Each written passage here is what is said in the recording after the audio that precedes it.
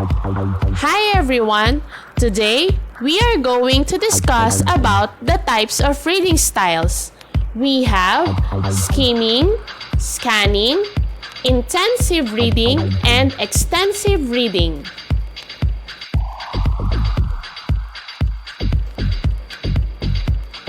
Let us first discuss about skimming.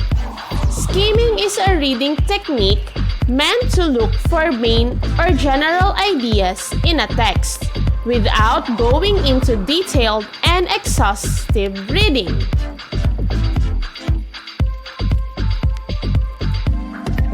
In skimming, a reader reads only important information but not everything.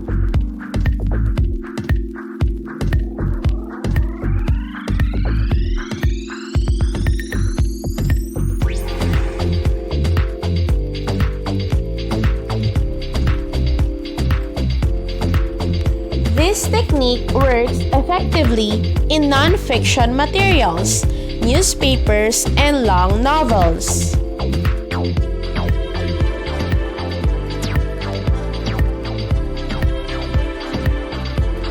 Function of skimming.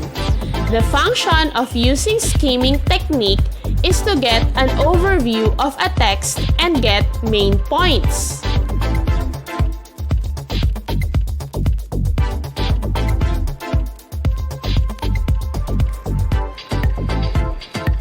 Techniques on how to skim. First, read the introductory paragraph. You may also read the topic sentences.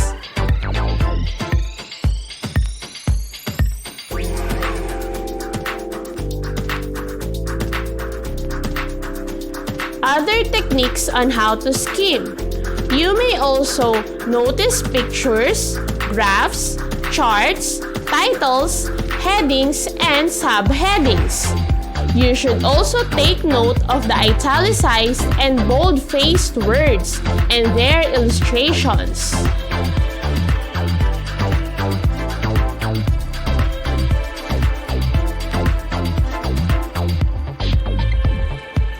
The next reading strategy is scanning. Scanning a text means looking through it quickly to find specific information.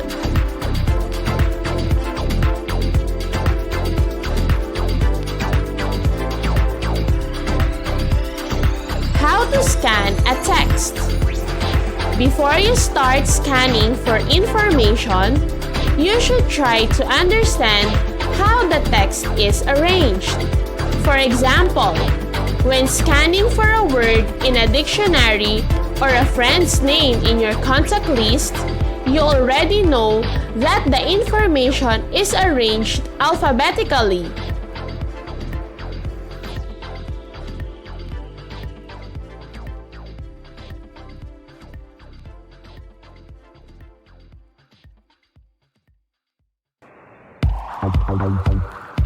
Also, when scanning, you will be looking for keywords or phrases. This will be especially easy to find if they are names because they will begin with a capital letter or numbers and dates.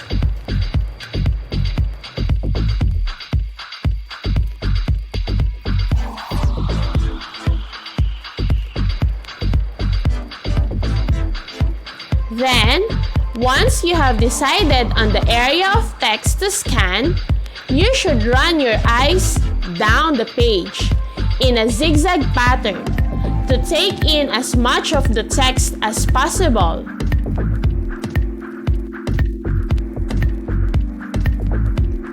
It is also a good idea to use your finger as you move down or back up the pages to focus your attention and to keep track of where you are.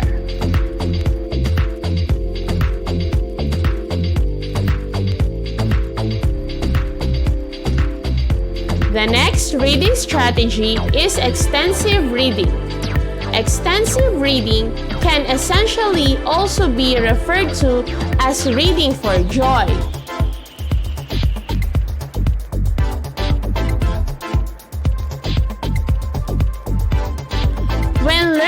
learners read extensively, they read very easy, enjoyable books to build their reading speed and fluency.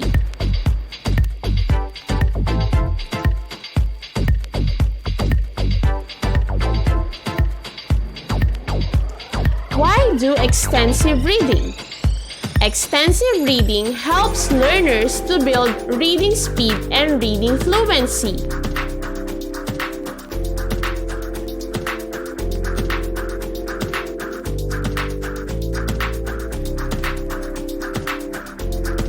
The last type of reading strategy is intensive reading. Intensive reading focuses on closely following a shorter text, doing exercises with it, and learning it in detail.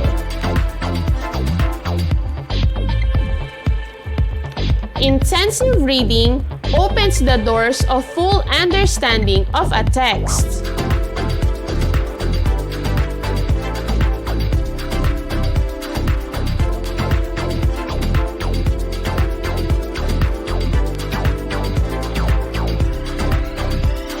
Advantages of intensive reading. You translate every word you don't understand. Think about the meaning of what was written and really engage with the text and its author.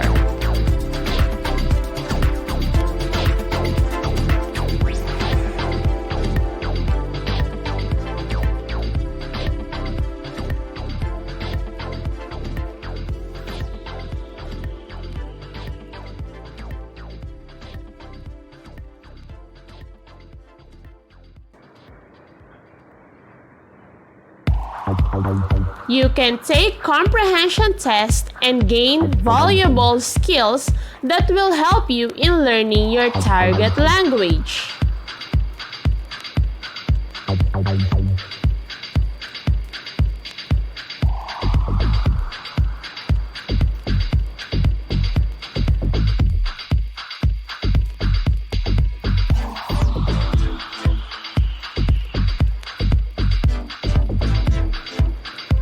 Now, let us have a summary of today's class.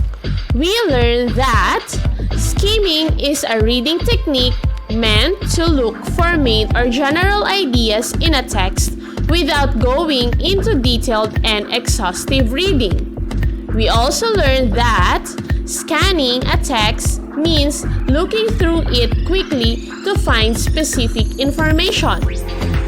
Then, extensive reading can essentially also be referred to as reading for joy. And lastly, intensive reading focuses on closely following a shorter text, doing exercises with it, and learning it in detail.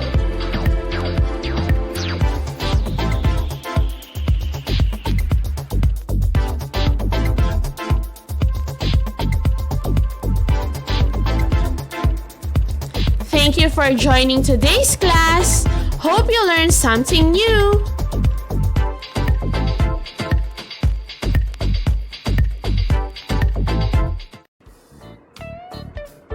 Thank you for watching.